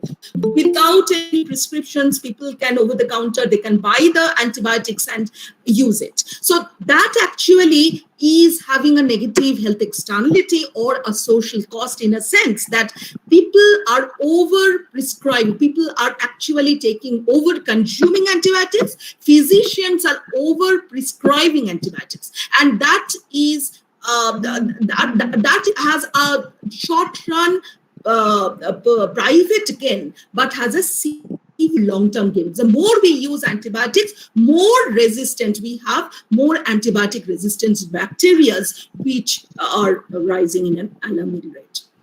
So I would like to just say that WHO has actually identified 10 threats of the global health in 2019. And they said that one of them is apart from Ebola, dengue, vaccine hesitancy, air pollution, climate change, one of them is the antibiotic resistance. And about 65% in 2015, there is a terrible increase in the antibiotic consumption. And that has actually increase the threat for antibiotic resistance. And so the bacterial disease burden, India is highest in the world. And 40% of the children are malnourished and are prone to infection. So all these health problems which we are already existing will be cumulatively high because of if our and many of the diseases becomes antibiotic resistance. So I just would like to why I wanted to highlight these things, because pandemic is something which is of a matter of great concerns both for the economy and for the society, and it is not something which is isolated problem for the health sector alone. It has a severe implications, and therefore we should learn from the problems which we are dwelling with, and take away something from that which is supposed to be some positive. So this so with and given that this is something which is very much of a threat for the world as well as for the India, so I would like to just flag these things and wrap up my lecture. And I would like to just say that in conclusions, we would like to say that the robust policy suggestions, some of the suggestions includes that we should strengthen our healthcare infrastructures, which is in a very bad stage. So apart from that, we need to reinforce our social security network and in order to restore the normalcy. Now, but I also agree with Professor Abhirup Sarkar that just giving a dole is not something which is productive, which has a huge inflationary impact, and progressive taxation and taxing heavily to the rich and then getting that for what should I say, for regenerating and for having a certain kind of a transfer to the poor rather than just printing notes has much more effective efficacy. Apart from that, I would also like to say that the suppression strategies which the India is undergoing is something needed to be exercised with a more human and more targeted manner. That means that we have to actually identify who are our most vulnerable sections. That means the elderly and the people with the high comorbidities, and would allow the rest of the populations to go back to the normal mode of living, because it is not only the economic downturns, but also the mental health, depression, society. There are various other social unrest which will be also associated with these kind of suppression strategies. And thank you so much for giving me the opportunities. I would like to end here. Now we open the floor for question from the participant. Madam, there is a question on our chat box. With due permission of yours, may I present it? Yes, please. Prolonged lockdown distressed the economy, with more people lost their jobs. Now in Unlock 5, still per day infection is over 70,000. How government can balance to boost up economy as well as less infection?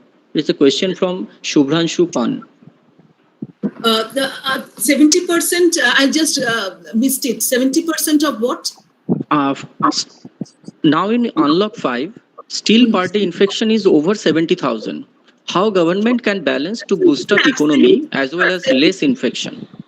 Yes. So 70,000 is absolute figure. So absolute figure doesn't say country which is so 70,000 of what? 70,000 for India, 70,000 for state like West Bengal. So I'm not able to. This is not clear. But what I think I have discussed this thing that you may have a case load which is in absolute sense looking very puzzling. But if you take that per million, what is the rate? And then you may have a positivity rate, which is something, right now India is having 62 lakhs or 69 lakhs, something. So which is high in absolute figure. But if you just bring it down to its relative figure, like the per million populations or per million who are tested, then the figure is much lesser.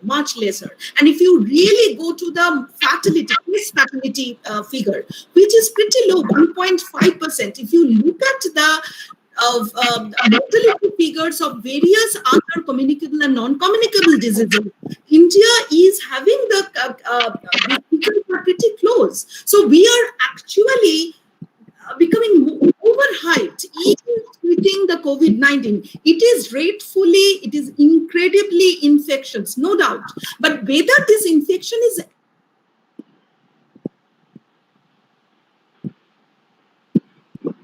because if we look at that, we are taking some measures which are very costly, which Professor Shorter has very explained in a very insightful manner.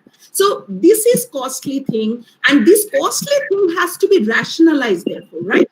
And if we can't rationalize, then it is a scenario where your cost is more than the benefit which you are drawing through the suppression strategies. So my take is that obviously I'm also humbling saying that I'm trying to understand the scenario, but I'm trying to insights I drew from the literature and from the various dialogues and discussions is that it is the fatality is low, so we should not, and it is very much age specific. So if we look at who are the people who are dying out due to COVID-19, so it is more of the 70% are older populations. And it is, if you look at the children who are dying, it is abnormally low. The children are not across, and it is well established. Across the world, the children are less vulnerable. So across the world, it is saying that the younger populations, their infectivity loads are high, but their vulnerability, that means in terms of their severity, are pretty low, right? So in that case, should not restrict the younger populations to lead a very abnormal way of living. So if you take the poorer, they have a huge opportunity cost, because the poorer people, they're losing their livelihood. Their survival is actually under question. They're only depending upon some transfers which are also erratic and which are also very much subject to leakages, right? But they should go back to their productive employment, the normal life. Different kind of sectors are still not operating, like entertainment industry is totally ruined out. Our academics is very much affected. Our